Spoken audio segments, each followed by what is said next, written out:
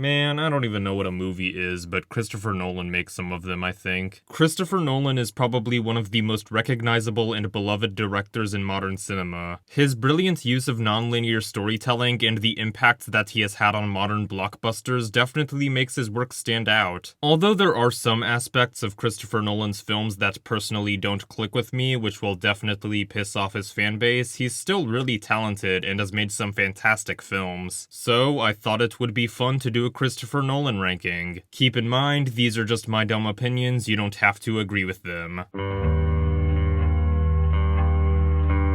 The Dark Knight Rises is not my thing. The action scenes are cool, especially the opening plane hijack scene. Holy shit, that scene is awesome. Also, Bane is a pretty great villain. However, most of the movie just did not work for me. The thing I really don't like about this film is that it throws away the neo-noir atmosphere of the first two films for something way sillier and harder to take seriously. The sound mixing is gross. I have this same issue with quite a few modern Christopher Nolan movies where the sound effects and the music are noticeably much louder than the dialogue. Some people say it makes the movie more immersive, but I find it annoying. And the ending is really dumb. I know this movie has its fans, but I'm not one of them, sorry.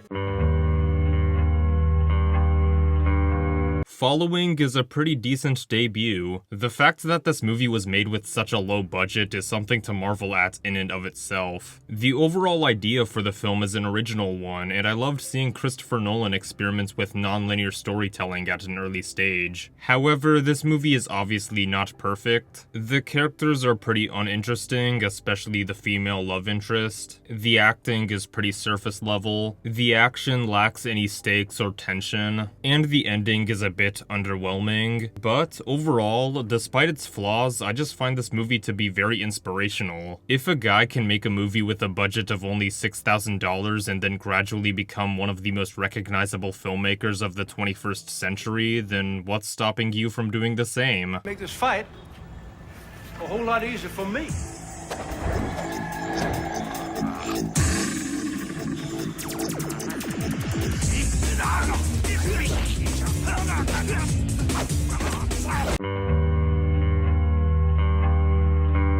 Tenet is fine. First, the good stuff. The effects are fantastic, as usual for Nolan. The cinematography is very pretty and has some great use of color. And the action scenes are fun. Now the bad stuff. This movie is very poorly written. The dialogue is uninteresting and the characters are underdeveloped. The protagonist of this movie is literally called Protagonist.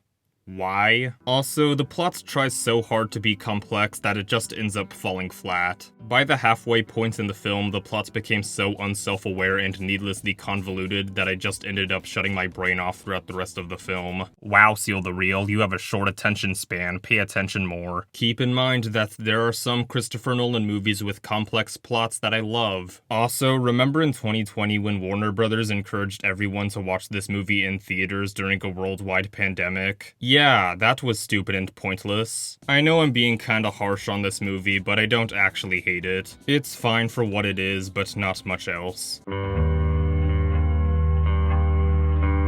Insomnia is a decent psychological crime thriller and a decent remake. Yeah, this is a remake of a Norwegian film with the same name that I have not seen yet. Anyways, Al Pacino gives a really solid performance. Robin Williams is fantastic as usual. I miss him so much. And this movie has a pretty damn good twist as well. However, nothing else about this movie really stood out to me. So much so that I really don't have much else to say about this movie. Moving on.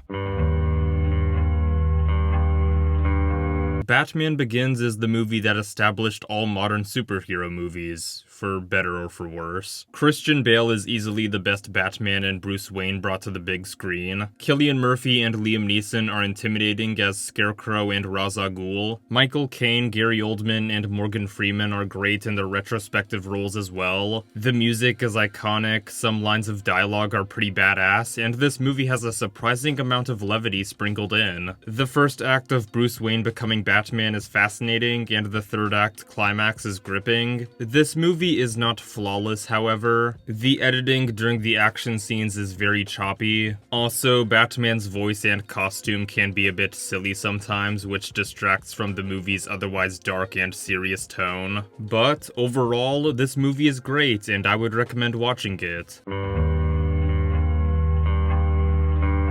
Dunkirk has some pretty hot actors in it, not gonna lie. All the acting performances are fantastic. The cinematography is beautiful. Hans Zimmer's score is anxiety-inducing. The air combat and the practical effects are incredibly impressive. Christopher Nolan's use of overlapping timelines really makes this movie stand out from other war films. And wow, is this movie tense. This movie does have two major problems, though. Out of every other Christopher Nolan movie, this is the one that feels the most PG-13ized. Also, the sound mixing is bad, and I don't know why Christopher Nolan thinks this is part of his style now. But overall, this is an amazing war film that I'd recommend watching. Interstellar is a very well-made movie, but I don't think it's the artsy, complex masterpiece that many people claim it is. The visual effects are impressive and are my favorite part of the movie. Christopher Nolan really knows how to direct his effects team to make breathtaking imagery. Matthew McConaughey gives a great performance as Cooper. Hans Zimmer's score is fantastic. Tars is surprisingly a really great character and I like its design. And the concept of this movie is a very cool one. I also love how in this movie, instead of Nolan playing with time through story structure, he plays with it through theme. This movie looks at the tragic impact that time has on us, and in many ways, time is the antagonist of this film. However, this movie is not perfect. There are some cheesy and unengaging lines of dialogue from time to time, but overall, I think this is an amazing sci-fi film. Oppenheimer is Nolan's most recent film, and I was very hyped to see it. Not only was I excited because of Christopher Nolan, but because I've always wanted to see a movie based on Oppenheimer. Now I am become death, the destroyer of worlds. His story is fascinating and tragic, so no matter who was directing this, a film about Oppenheimer was going to catch my attention. And it didn't disappoint.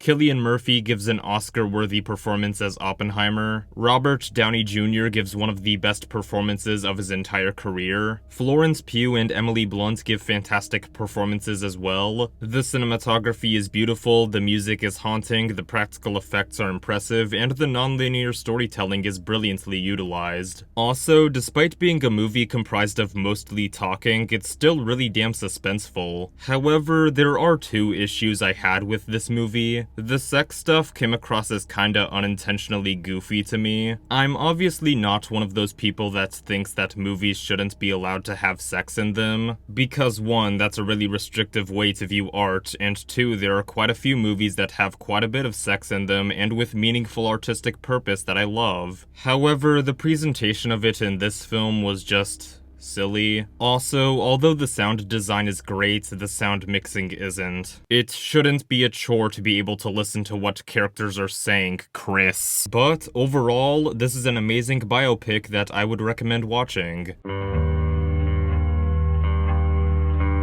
Inception is a movie that goes blah. Leonardo DiCaprio, Joseph Gordon-Levitt, and Elliot Page all give fantastic performances. The visual effects are stunning, and the use of slow motion is especially brilliant. The action is intense, and the hallway fight scene is especially impressive. The cinematography by frequent Nolan collaborator Wally Fitzer is intricate. The editing by other frequent Nolan collaborator Lee Smith does an amazing job at tying this convoluted narrative together. Also, Hans Zimmer's score is phenomenal. Yeah, this is a bonkers yet very enjoyable heist movie that I would recommend watching.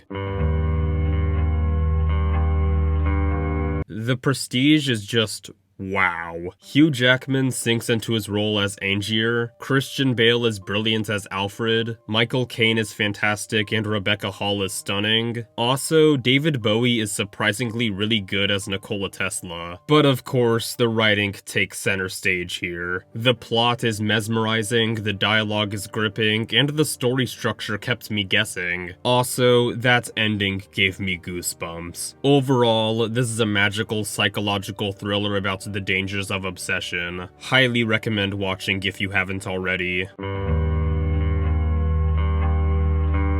Yeah, The Dark Knight is pretty fantastic. Heath Ledger as Joker is one of the best villain performances of all time, mixing both funny and terrifying for a brilliant effect. The thing that always made Joker stand out from other superhero villains is that he's essentially the exact opposite of Batman. And I think Nolan and Ledger used this to their advantage, solidifying Joker as the chaos to Batman's justice. Christian Bale and Gary Oldman give fantastic performances. Aaron Eckhart is great as Harvey Dent. The action is breathtaking, especially with that stunning car chase scene. The cinematography and the sound design really capture the essence of the film. The score by Hans Zimmer is triumphant. Also, the makeup on Two-Face is brutal. My only major problem is the love triangle between Bruce, Harvey, and Rachel didn't work that well. But overall, although I don't see this movie as a masterpiece, it's definitely one of the best superhero movies of all time.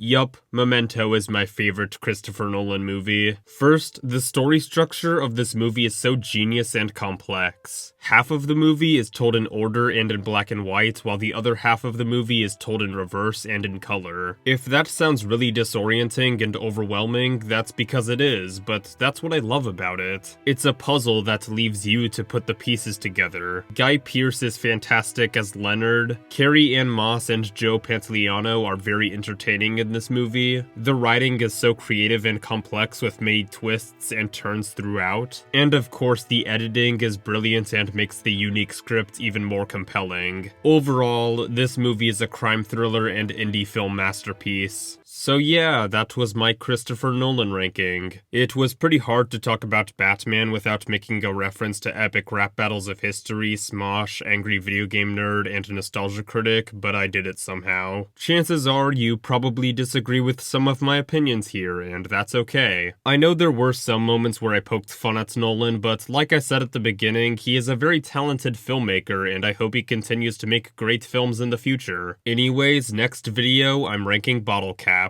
Bye bye.